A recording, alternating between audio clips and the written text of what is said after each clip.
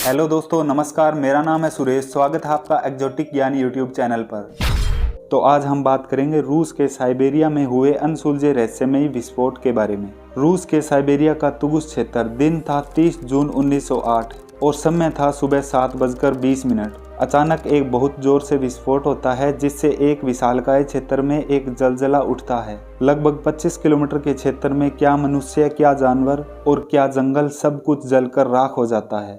Hiroshima और Nagasaki पर बरसाए गए परमाणु बमों की तुलना में कई गुना ज्यादा विनाशकारी था। इस विस्फोट से लगभग 8 करोड़ पेड़ जलकर भस्म हो गए।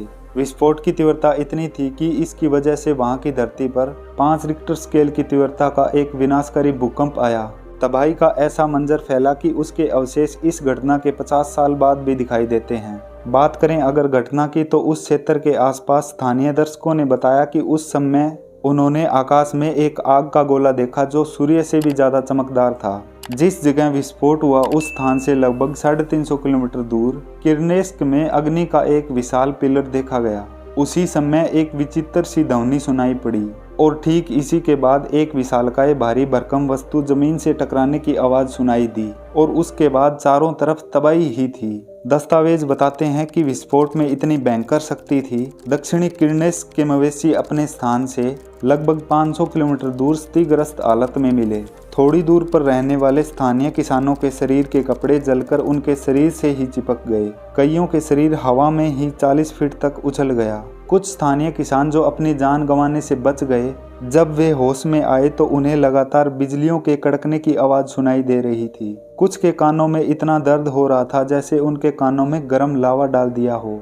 इस रहस्यमयी घटना की व्याख्या कई विद्वानों ने अलग अलग तर्कों के आधार पर की, परंतु इनमें से कोई भी थ्योरी अंतिम रूप से सच साबित नहीं हुई। इस घटना के होने के पीछे संभावना किसी उल्कापिंड के पृथ्वी से टकराने की थी। ज्यादातर लोग आज भी यही मानते हैं कि उस दिन धरती से विशालकाय उल्कापिंड ही टकराया था, लेकिन वही दुनिया के सामने यह तथ्य भी था कि हजारों साल पहले अमेरिका के एरिजोना में ऐसा ही एक उल्कापिंड टकराने से 315 मील चौड़ा गड्ढा एक धरती पर हो गया था, लेकिन साइबेरिया की धरती पर ऐसा कोई निशान नहीं था, इसलिए ये थ्योरी गलत साबित हुई। 1950 आते आते पूरी दुनिया में एलियन सभ्यता के बारे में भी चर्चा होने लगी। तभी एलियंस को लेकर भी संभावना होने लगी कि साइबेरिया में हुए विस्फोट के पीछे एलियन सभ्यता का हाथ है। सन 1975 में स्टीफन हॉकिंग के द्वारा ब्लैक होल के सिद्धांत को प्रकाश में लाने के बाद इस घटना को भी एक नई कल्पना से प्रस्तुत किया गया। इसके अनुसार उस दिन एक छोटा सा ब्लैक होल साइबेरिया के उस इलाके से टकराया था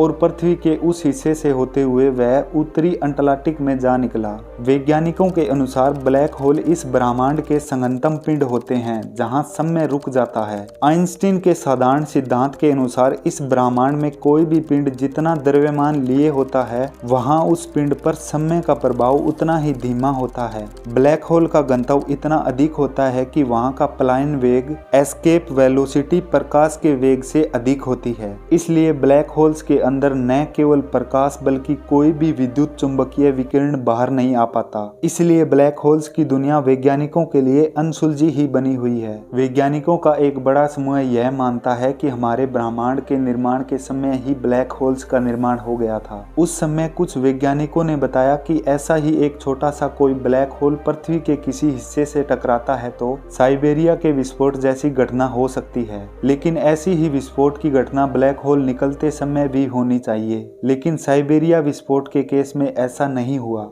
इसलिए वैज्ञानिकों ने ये थ्योरी भी गलत मानकर खारिज कर दी। तमाम तरह के शोध के बाद भी यह रहस्य अभी भी दुनिया भर के वैज्ञानिकों के लिए चुनौती बनकर खड़ा है। लेकिन इतना तो तय है कि जब भी ब्रह्मांड की उन्नत सभ्यताओं से हमारा सामना होगा तो इस अनसुलझे रहस्य से पर्दा जरूर उठेगा। तो इस वीडियो में बस इतना ही। वीडियो पसंद आए तो नीचे कमेंट करना, लाइक करना, शेयर करना और अभी तक चैनल सब्सक्राइब नहीं किया तो प्लीज कर लेना। मिलते हैं नेक्स्ट वीडियो में। Thank you.